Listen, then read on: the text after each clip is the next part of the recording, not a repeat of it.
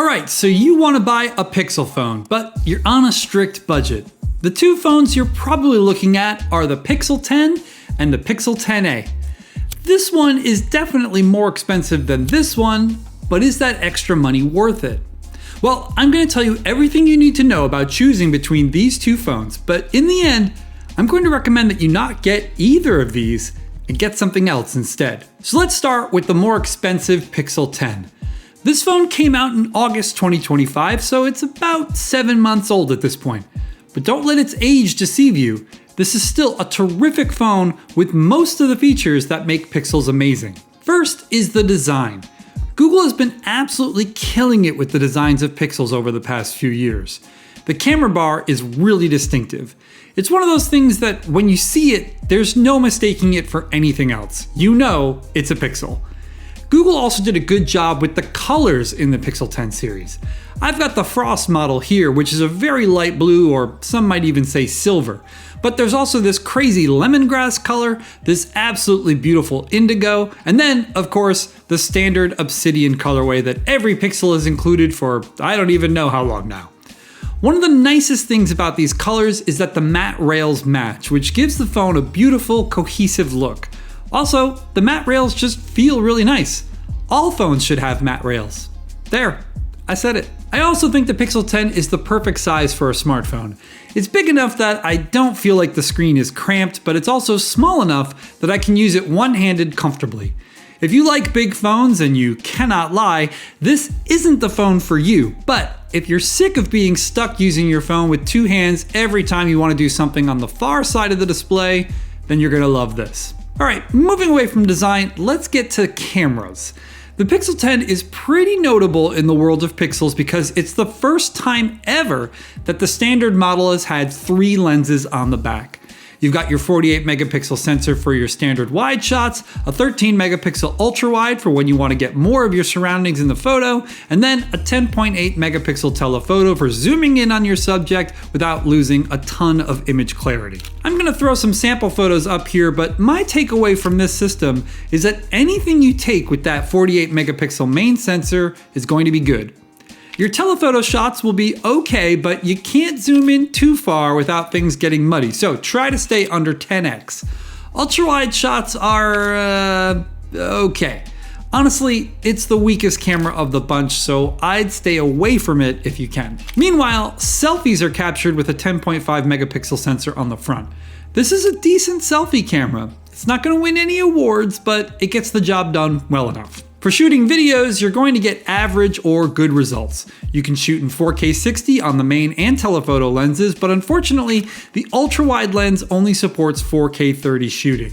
If shooting in 4K 60 on all the phone's lenses is important to you, stick around for the second half of this video. For specs, the Pixel 10 runs on the Tensor G5 processor. This is the newest and most powerful processor that Google has.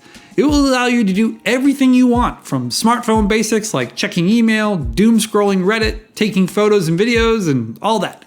It will also be just fine for playing any game on the Play Store, even graphically intensive ones like Wuthering Waves, with a solid 30 frames per second. Be warned though that Tensor G5 is far from the most powerful mobile processor you can get. If you plan to be doing a ton of hardcore gaming or 4K video editing, you might want to think about getting something with a flagship Qualcomm processor instead, as that will speed things up for you by quite a lot. Generally, the Pixel 10 specs are competitive with other similarly priced phones here in the United States. Outside the US, you can probably find phones with better specs for the same or maybe even less money, but here in the States, most of the Pixel 10 specs will match something like the Galaxy S26 or the base level iPhone. As far as software goes, this is where the Pixel 10 really shines.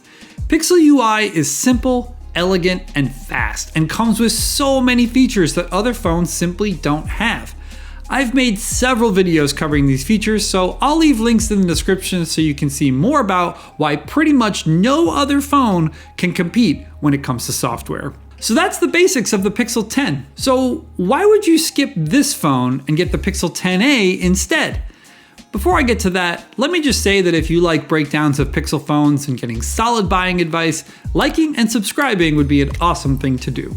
Basically, the Pixel 10a is a watered-down version of the Pixel 10. They share many features, but since the Pixel 10a is $300 cheaper than the Pixel 10, Google had to remove some features to keep the price down. Design-wise, the phones are quite different. The Pixel 10a doesn't have a glass back like the Pixel 10 and doesn't have the distinctive camera bar. Instead, it has this flush camera module that makes the rear of the phone totally flat, which is something no other phone on the market today offers. It makes it super nice to use the phone on a desk because there's no table wobble at all. To achieve this though, Google removed the telephoto lens. So the main and ultra wide lenses here are exactly the same as the ones you'll find on the Pixel 10. If you do a lot of zooming in when you take photos or videos, this will be a problem, but if you don't, you will get the same quality of photos and videos on the Pixel 10a as you would on the Pixel 10. There are some other minor design changes here. The glass on the front isn't as good as on the Pixel 10, and there's a physical SIM card slot too. Here in the US, the Pixel 10 relies on eSIM only, so that's a core difference between these two phones. Personally, I love eSIM, so this doesn't matter to me, but I know this is very important to a lot of people out there. But one of the biggest design differences here is that the Pixel 10a does not have Pixel Snap. Pixel Snap is a magnetic ring that's built into the back of the Pixel 10. It allows you to magnetically snap the phone to wireless chargers or snap accessories onto it like this portable tripod. If you want to use accessories like these with your Pixel 10a, you'll need to buy a case with magnets built in. For some dumb reason, Google doesn't make cases with magnets for the Pixel 10a. So if you go with a Google case, you'll need to stick a magnetic ring to it like I did here. Come on, Google. People want magnets. If you're going to make phones without them, at least make sure your cases have them. Anyway, the only other major difference between the Pixel 10a and the Pixel 10 is that the Pixel 10a has an older processor called Tensor G4. This is weaker and less battery efficient than the Tensor G5 in the Pixel 10. It will still work just fine. It will still do pretty much everything you need a smartphone to do. It just won't do it as quickly and might eat up a little bit more battery life. Notably, this is the first time ever that an A-series Pixel has had an older processor included. It'll be interesting to see if this becomes the norm going forward. There are some other minor spec changes, including the selfie camera, which is a little bit weaker on the Pixel 10a due to the pixels being slightly larger on the Pixel 10, so they let in more light. Wireless charging is slightly faster on the Pixel 10, and it is a better, more accurate fingerprint sensor too. Ultimately, these are all minor things, but if you are really into some of these features, make sure you choose your phone wisely. Alright, so I told you at the top of this video that you shouldn't buy either of these phones, and I stand by that. Instead, you should buy the Pixel 9 Pro. This is the previous flagship phone from Google. It came out in August 2024, so it's about a year and a half old now, but it is still the better choice over the Pixel 10 or Pixel 10a.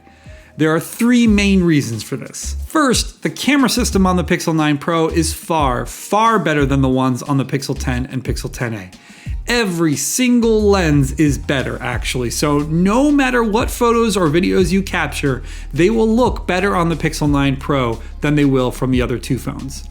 For videos, the Pixel 9 Pro has access to a feature called Video Boost that allows you to upscale your footage to 8K.